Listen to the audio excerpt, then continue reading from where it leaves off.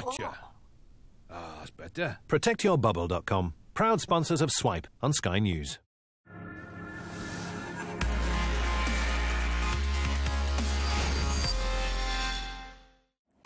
You're watching Swipe. On the show this week, fighting cybercrime. Are you being as careful as you should be? Bionic hands, a mind-controlled medical first. And we've got a real puzzler in our games review. Hello and welcome to Swipe. If you haven't guessed already, we're on the London Eye because you never know who's watching you or where they might be watching from. We share so much of our lives online, updating where we are and what we're doing, but with that comes security risks. And this week, Angela's been finding out how to keep your social media safe. The first thing I knew, I started getting contacts from my friends saying, "Why are you inviting me to become a friend on Facebook when we've been friends for some time?" Immediately, I suspect there's a problem. 1 in 6 adults has fallen victim to cybercrime. David Kellum is one of them. Fraudsters impersonated him on social media to try to get personal information from him and his friends. Some people were fooled by the announcement and they were talking to the hacker on the chat line. It was quite interesting reading some of the approaches that the hacker was taking, trying to engage these people in money-making opportunities. Luckily, nobody lost money in David's case, but the cost of cybercrime to the UK is estimated at £27 billion a year. Users of sites like Facebook, Instagram and Twitter don't always know how the information they make public can be used against them by criminals, or what security steps they can take to stop them. We tell clients to make the right friends, to lock the doors and not to advertise their whereabouts. Essentially, we're talking about being streetwise in a virtual sense. Facebook has recently announced its own strategy to help fight cybercrime. Twitter, Yahoo and Tumblr are among the big companies collaborating with them on the project. They are sharing information with each other about malicious links and software or malware and phishing attempts. They hope to stamp out security threats before they reach users. But experts say there are some simple precautions you can take. I think the first step that they should take to keep their content secure is, first of all, to be very careful with your password. The second step is think about the type of content that you're putting up there and how widely you want it to be shared. And there are other things to look out for to prevent your account being compromised in the first place. Only download apps after you've read the reviews. Download that from app stores that are known and public, like Google, Apple, Amazon. If you're in a public place and you connect to a public Wi-Fi, your data is not encrypted. So make sure that you will not access sensitive information or log into one of your private accounts, a social media account or so, on such a public Wi-Fi. Since you've been watching this report, roughly 70 hours of video has been posted onto YouTube, about 6,000 photos have been uploaded to Flickr, and around 70,000 tweets have been posted. So the message from experts is to have fun with social media, but be careful with what information you're giving away. Angela Barnes, Sky News. Well, I'm joined now by someone who knows how to analyse social media profiles. To find out a lot more about the account holder, Rich Wilson from Relative Insight. Thanks for joining us. You've been taking a look at my Twitter account, haven't you? Have you found anything interesting about me? You have a very professional persona online. Oh, thank you very much. And our technology determined that you're somewhere between 35 and 39 and probably male, which is very clearly out. But there are very valid reasons for that. You post a lot of headlines.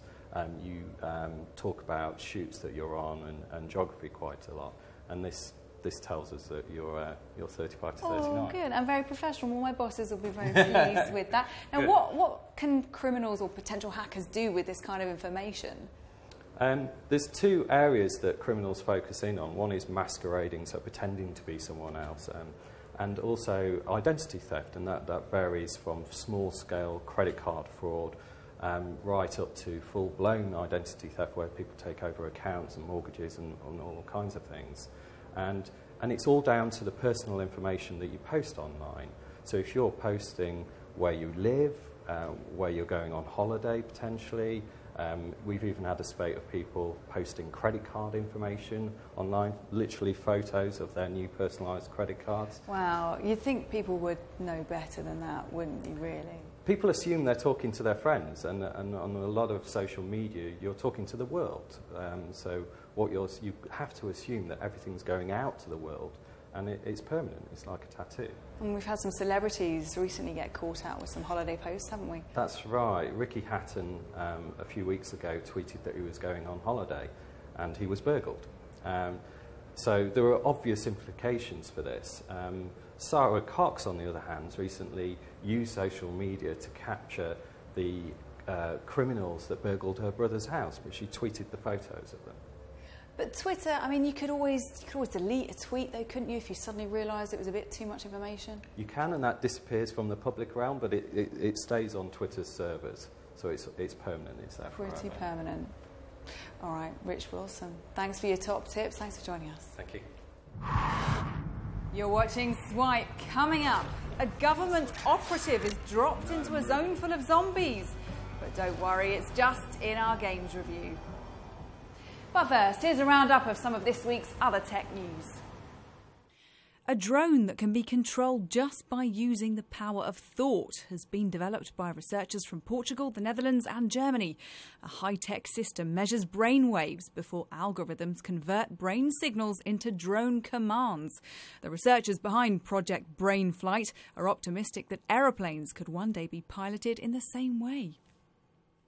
And keeping with the power of thought, 3 Austrian men have become the first in the world to have their hands replaced by bionic versions controlled with their minds.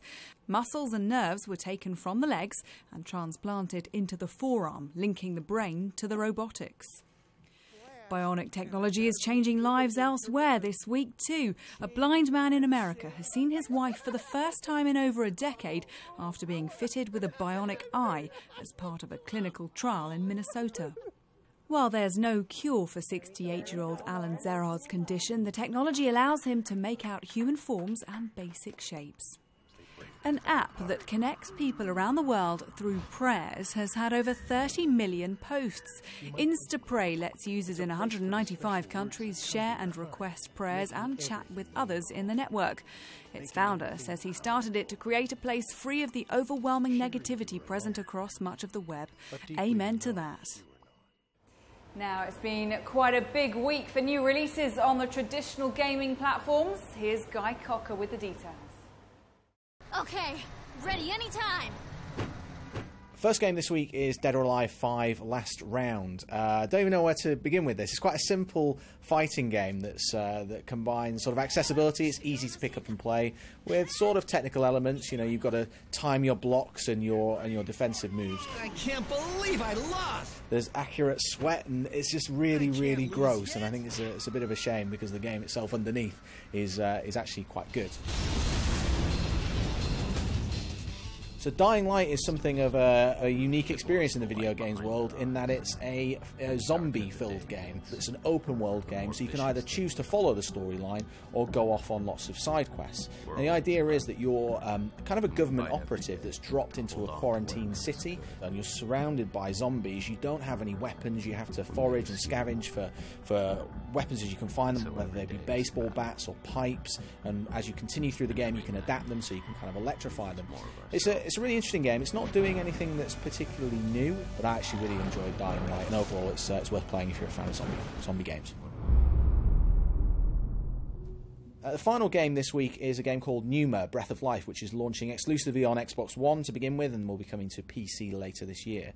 It sits in a very unique genre in as much as it's a first-person adventure/puzzle game where you essentially play as a god, and there's no other game like that out there that I can think of. It looks kind of like it's set in ancient Rome in a lot of ways, and it's just kind of an interesting concept. There's nothing quite like it out there.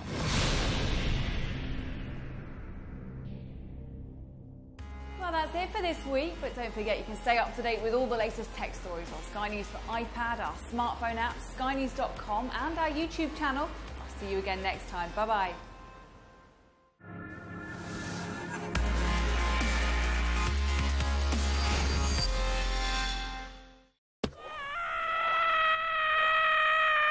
Gotcha. Ah, that's better. ProtectYourBubble.com. Proud sponsors of Swipe on Sky News.